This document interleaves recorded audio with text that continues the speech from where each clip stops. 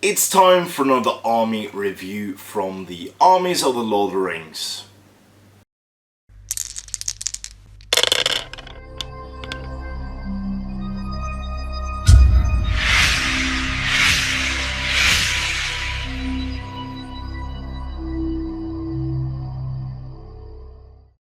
Hello and welcome to yet another video here on the YouTube channel SDF Wargaming Studio. My name is Andreas Norwegian Viking and this is my review from the Armies of the Lord of the Rings on the Middle-earth strategy battle game. It is Isengard. Cue GIF or video. Taking the Hobbits to Isengard. Well, so Isengard is a very cool army. I've painted loads of Isengard during my life. I've painted about 400 warriors of Isengard, Iroquois, and it is an army that everyone plays. Well, nearly everyone have played, have collected, have had, because it is a wonderful way to start playing the game. It is a very forgiving army to play with your fight 4, strength 4, defense 6 warriors, which is really rock solid. So what has changed this army from the old to the new edition, and have they become better or worse or balanced or whatever? So the army composition of this army is: your army may include Saruman, Grima, Wormtongue, Lurtz, Ugluk, Sharku, Rashku, Mauher, Thryden, Wolfsbane, Iroquois captains, Iroquois scout captains, Iroquois shamans, Iroquois drummers, Orc captains, Dunlending chieftains, Iroquois scouts, Iroquois warriors, Iroquois berserkers, feral Iroquois, Isengard trolls, Dunlending warriors, wild men of Dunland, warg riders, Orc warriors, Isengard assault ballista, and Iroquois demolition teams. The profile of Orc captains can be found on page 116. I did my review on the Orc captains in the Barad-dûr army review a few days ago.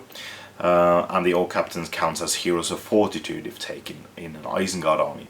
The profile for Orc warriors and warg riders can be found on pages 119 and 120 of this book, and is also part of my review on the Barad-dûr army. So the army bonus for this army is: you do not know pain, you do not know fear. Friendly Isengard models do not start to take courage tests for being broken until at least 66% of the force models have been removed as casualties. Additionally, Lurtz, Ugluk, Mauher, Rashku, Iroquois scout captains and Iroquois scouts gain the woodland creature special rule. Fantastic! They can be conveniently allied with Umbar, Easterlings, Faharad, Mordor, Moria, the Serpent Horde and the Varyags of Khand. They are not historically allied with anyone, but they are an army unto itself, so I do not think they really need the allies. So you have heroes of Isengard. We start off, of course, with Saruman. He's gone up by 2 goblins worth of points with an equipment, and he is wizard, Isengard infantry hero, and hero of legend. He's got move 6, fight 5, 4+ shoot, strength 4, defense 5, 1 attack, 3 wounds, 7 courage, 3 might, 6 will with an asterisk, and 3 fate. His war gear is, with an asterisk, the Staff of Power, which basically gives him a free point of will every turn. Heroic actions: he can do extra heroic channeling. He can have an option, well, he has an option for a horse. He has the Palantir. Once per game, the controlling player can use the Palantir to automatically win priority roll. To use this special rule must be declared before any dice are rolled for priority. Pretty solid. Very solid. He has the Voice of Kurenir. Saruman Standfast has a range of 12, and this is a new part, other hero model Standfast rolls can affect other hero models. So this special rule can affect all other heroes on the battlefield. Pretty amazing. And he has the Lord of the Ishtari, which I think has been translated from the White Council profile of him. Saruman the White can choose to reroll 1 dice when making casting or resist test, which is solid. It is very good. He has the Immobilize magical power with an 18-inch range, casting on a 2+. Terrifying Aura, cast on a 2+. Command with an 18-inch range, cast on a 3+. Sorcerer's Blast with a range of 12 on a 4+, so it has improved by 1 point, so it's now a 4+ instead of a 5+. And a new spell, Flame Burst. So it's now, I think, the second model in this game that can do the Flame Burst spell. So Saruman has gone up by a couple of points, but he has an amazing couple of special rules, including especially the Voice of Kuranir and Lord of Ishtar, which has changed to his benefit, I believe.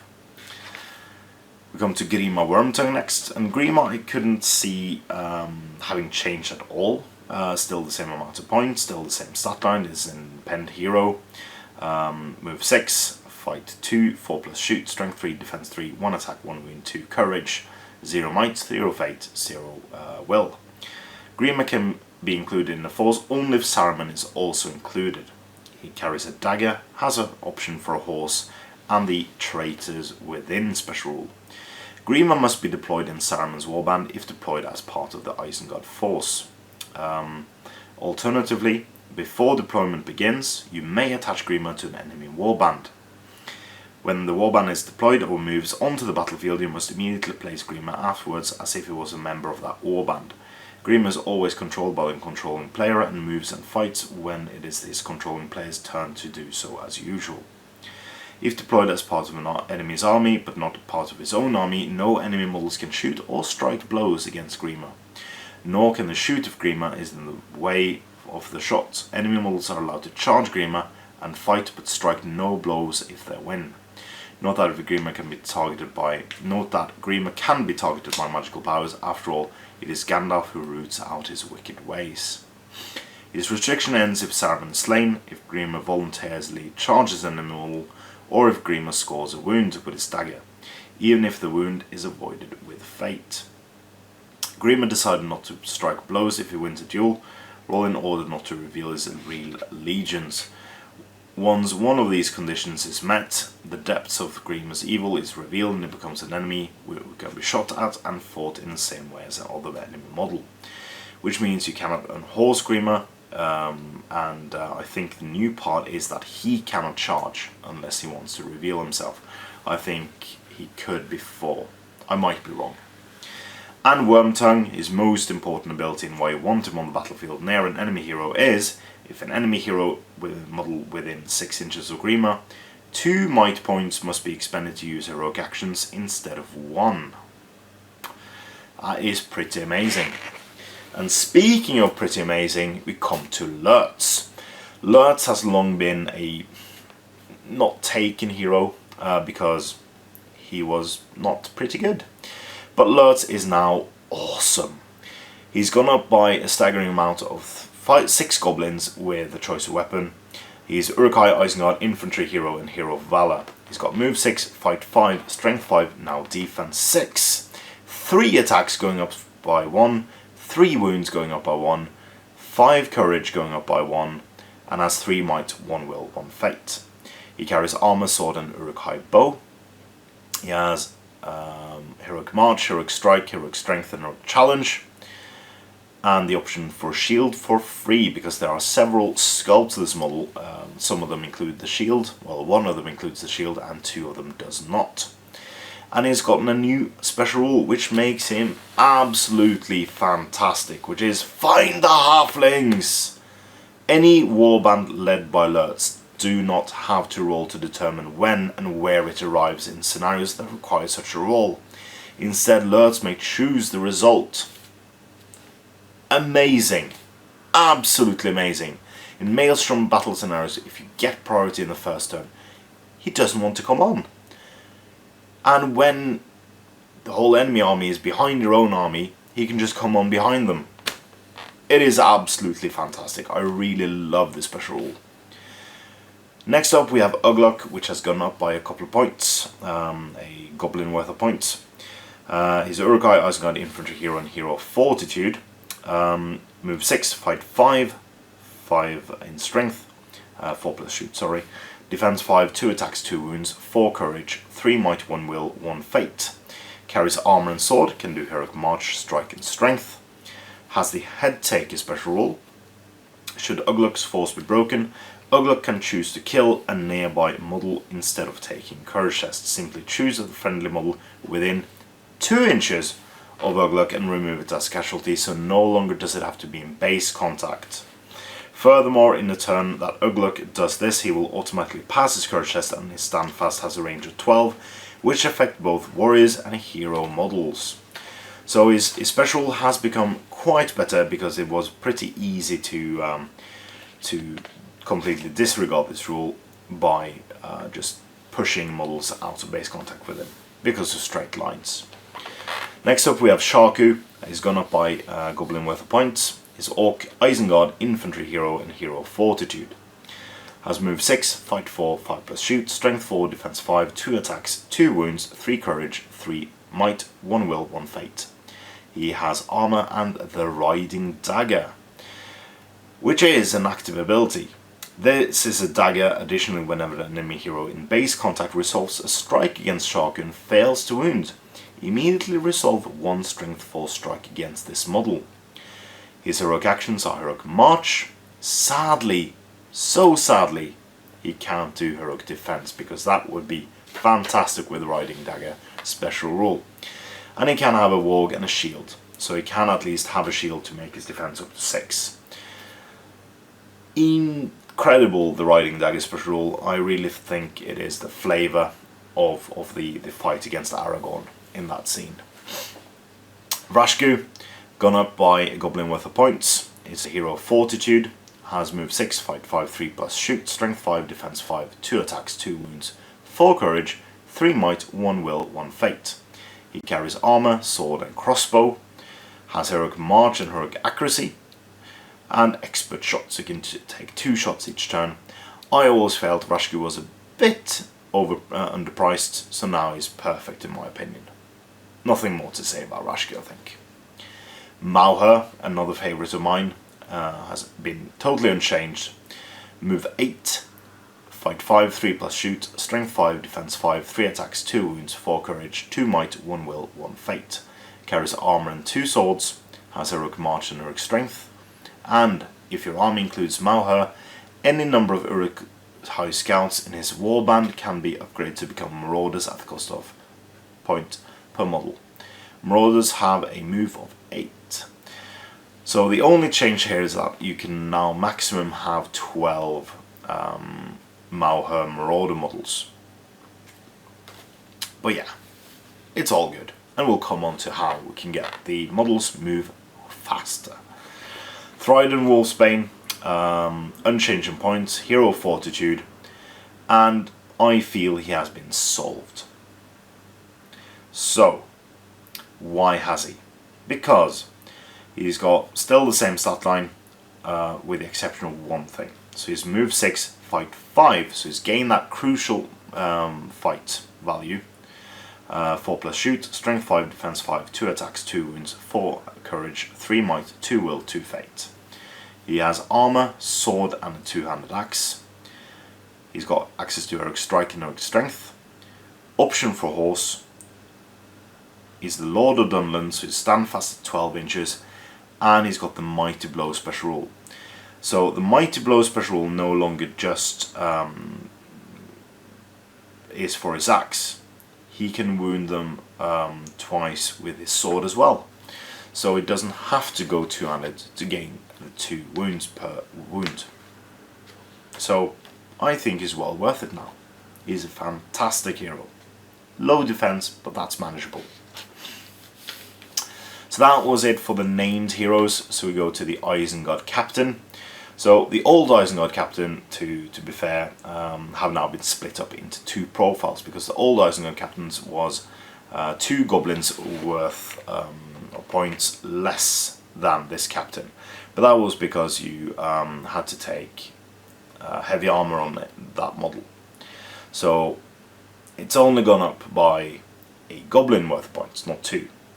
He has the same stat line, move 6, fight 5, 4 plus shoot, strength 5, defense 6, 2 attacks, 2 wounds, 4 courage, 2 might, 1 will, 1 fate. Has heavy armor and sword, has access to Heroic March, has option for crossbow, shield and 2-handed weapon. and is a hero of Fortitude. On the other hand, you have the Iroquois Scout Captain, which has gone up by a goblin worth of points. He has 1 point lower defense than the normal captain, and other than that, it's the same. So you basically pay a goblin worth of points extra for each of these two. But again, a defense 5, fight 5 hero should be a bit more expensive than he was. The Iroquois Shaman hasn't changed at all in my opinion, bar that it's now mine hero and not able to lead 12 but 6. It has move 6, fight 4, 4 plus shoot, strength 4, defense 4, 1 attack, 2 wounds, 4 courage, 1 might, 3 will, 1 fate. Carries a spear, has access to channeling, can take still the option for armor, so you can use both models available for this profile. Has the Fury Isengard Iroquois with a range of 6, casting on a 3+, and Transfix with a range of 12 and a casting of a 5+. So the Iroquois Shaman still viable because the Fury special rule isn't that bad. You have then the Iroquois Drummer, which wasn't part of the original book for the Fallen Realms, but it was quickly FAQ'd to be included. Has gone up by 1 goblin worth of points. Is Iroquois Isengard infantry hero and independent heroes can join other warbands led by another hero. Has move 6, fight 4, 4 plus shoot, strength 4, defense 5, 1 attack, 1 wound, 4 courage, 0 might, 0 will, 1 fate. Carries armor, dagger and war drum Isengard Iroquois. So the war drum has of course changed to be a bit more like a march, so I think this is pretty awesome.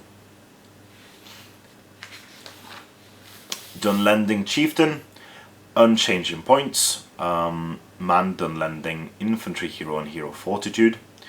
Has move 6, fight 4, 4 plus shoot, strength 5, defense 5, 2 attacks, 2 wounds, 4 courage, 2 might, 2 will, so it's gone down by will, and 1 fate. Has armor, dagger and 2-handed axe and access to heroic march. Can have a bow, but can swap the 2-handed axe for an axe and shield, which means that the weapon, the 2-handed weapon or shield is now included in its points, which makes it balance with the will loss. Iroquois Scouts are unchanged in points. Still move 6, fight 4, 4 plus shoot, strength 4, defense 4, 1 attack, 1 wound, 3 courage. Carries armor and sword, can take a banner, can take an Iroquois bow, and can take a shield. The Iroquois Warriors, again, unchanged from last edition. Same statline as the Iroquois Scouts, but with 1 plus defense. The Isengard Troll, on the other hand, has become a bit of a beast. It is plus a goblin worth of points. Troll, Isengard, monster, infantry and warrior. Move 6, fight 7, 5 plus shoot, strength 7, defense 8. 3 attacks, 3 wounds, 4 courage. Heavy armor, sword and shield, and it may now swap its sword for a spear for free. It may swap its shield for a war drum, Isengard, so it applies to all Isengard models. It loses a defense, but yeah, that's really cool. War drum Isengard Troll, which means it's pretty good because I had just the right amount of Isengard Trolls, but now I need one with a war drum, and I got that in a new starter set. It has terror, throw stones, range of 12 with a strength of 8. Iroquois Berserkers are next, unchanged in points and unchanged in their stat line. Move 6, fight 4, 4 plus shoot, strength 4, defense 5, 2 attacks, 1 wound, 7 courage. But what they have changed is their war gear and a couple of special rules. They carry now the Berserker Blade. A Berserker Blade is a hand-and-a-half sword. If an Iroquois Berserker wins a duel roll while fighting with the Berserker Blade as a 2-handed weapon, it may assign strike as normal or do 1 strength 4 hit at +1 to wound on every model engaged in the fight or supporting the Berserker and in base contact, friend or foe. Pretty decent. Supporting the Berserker, that even applies to pikes. It has the Oblivious to Pain special rule. Every time an Iroquois Berserker suffers a wound, roll a d6. On a roll of a 6, the wound is ignored exactly as if a point of fate has been spent. This is not cumulative with any other rules that confirm the same effect. So they become a bit more hardy if you don't want to have Fury next to them. And they're impervious to bow fire, so the defense point they lost is now added with, because they lost a point of defense, sorry about that. Iroquois Berserkers count the defense characteristic as 6 when an enemy model makes a shooting attack against them, which is pretty good. Make strength 2 6s, no, strength 3 6s instead of 5s. The Feral Iroquois, some might say that they become worse. I think they are pretty good still. So they've gone up by a point. They are move 6, fight 4, 4 plus shoot, strength 4, defense 4, 2 attacks, 1 wound, 5 courage. And they carry 2 sword, so they've gone down by a point of defense and gained a point in their cost. But they gained the Oblivious to Pain rule, which is exactly the same rule as the Iroquois Berserker. Dunlending Warriors has not changed, they are pretty good. I came 14th at Desolation or Stockport, I think, with Dunlend Army. I liked it. They carry armor and axe, have move 6, fight 3, 4 plus shoot, strength 4, defense 4, 1 attack, 1 wound, 3 courage. Has access to banner, shield, swap axe for dagger and bow, and a 2-handed axe. So, pretty good. I like Dunlendings, they're an awesome army. And I hope, at one point, we'll get London Cavalry. I hope. Oh, that would be good. So, Wildmen of Dunland, still the same amount of points. Man, Dunlending, Infantry and Warrior. They're move 6, fight 3, 4 plus shoot, strength 3, defense 3, 1 attack, 1 wound, 3 courage. They have sword or axe and can be upgraded with a 2-handed axe. But they've now gained the Hatred Raw Hand special rule. Pretty amazing. So, final 2 profiles are big. So the first one is everyone's favourite, the fireworks that staggers Gandalf. It's the Iroquois Demolition team. Still the same amount of points.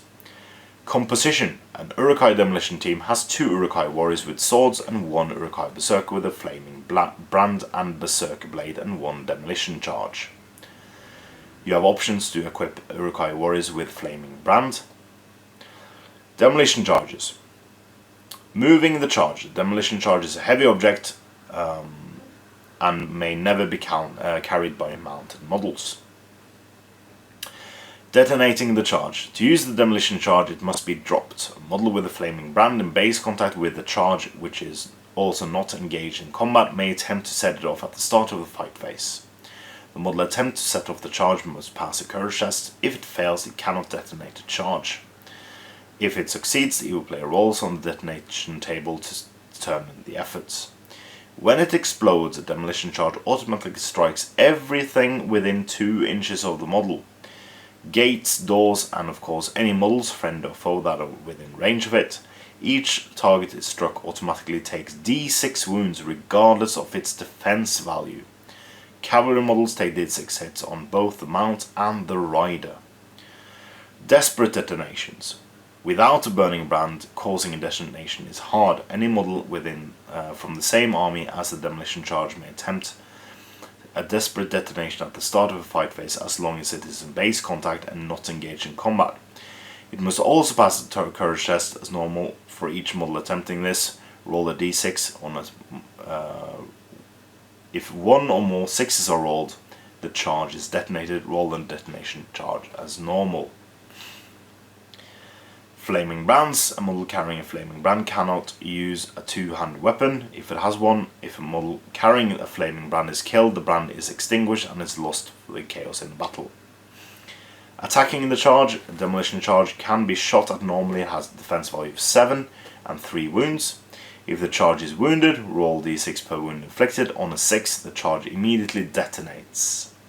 Roll on the detonation table as normal. A detonation charge that is wounded by another demolition charge will be detonated on the roll of 4+ per wound suffered rather than 6. So having several, boom, boom, boom, boom, boom, pretty decent if you manage to pull that off. If brought to 0 wounds without exploding, the demolition charge is shattered and the powder scatters harmlessly onto the ground. Remove the charge from play. An enemy model that spends a fight facing base contact with demolition charge and is not engaged in combat may automatically disable it and remove it from play. Detonation table. On a 1, it's a dud. The charge has been damaged in some way and will not detonate. Remove it from play. On a 2 to 5, instant reaction, the charge catches instantly, exploding in a roar of smoke and flame as described previously. On a 6, titanic explosion. The powder in the charge detonates with a colossal fury as described previously, but inflicts 2d6 wounds instead of the d6. Amazing. I love demolition charges and would like to see them more used on the table. Because it's fun. It's really fun. And lastly, we get on to the Isengard Assault Ballista. It has the same amount of points. It is a siege engine with strength of 9, defense of 10 and 4 wounds. An Isengard Ballista is a large siege engine and is crewed by 3 Iroquois warrior crew wearing heavy armour. One is armed with a sword, one a dagger, and the other carries an Assault Ballista bolt. It's counted as a pike. Any additional crew purchased will be equipped with heavy armour and a sword. One of the crew is automatically the siege veteran. All crew members have Iroquois, Isengard, infantry and warrior keywords. So they're the same stat line as a normal Isengard warrior. You can upgrade it with an engineer captain, additional crew, and can have superior construction ability. Piercing shot. If a shot from an Isengard assault ballista hits a battlefield target, then it will suffer 1 strength 9 hit. Additionally, if the target has a strength 5 or lower, they will be knocked prone and flung d6 inches directly away from the ballista. Any model that target passes over will also be knocked prone and suffers single strength 6 hit. If the target comes into contact with a piece of impassable terrain, or a model that is strength 6 or higher, then it will immediately stop and be knocked prone, and both target and the obstacle or model, if it has a defense value, will suffer a strength 6 hit. Raise the ladders.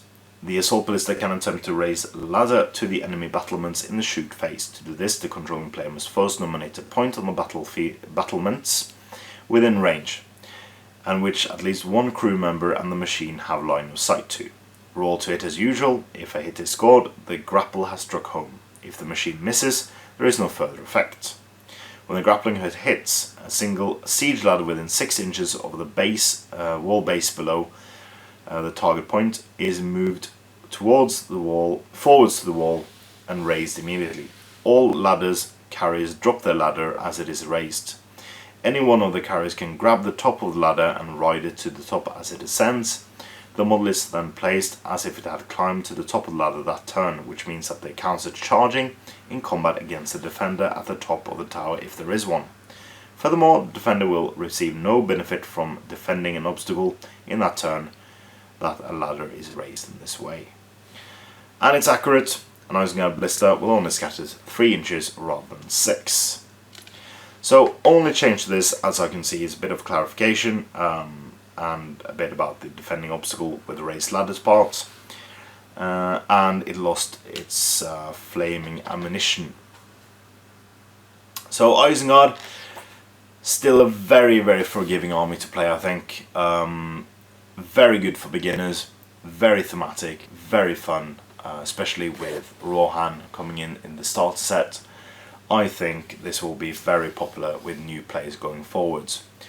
But tell me in the comments below what you think about the changes made to the Isengard army, and while you're there, give us a thumbs up and subscribe to the channel, and yeah, share the video if you can. You can also support us on Patreon using the link in the description below, and it is a fantastic way for you to support our efforts here at the studio, and it gives us the monetary means to expand, improve, and give you more cool videos each and every week. So if that's at all interesting for you, click the link in the description below and you'll be taken to our Patreon page. But more importantly, support your hobby.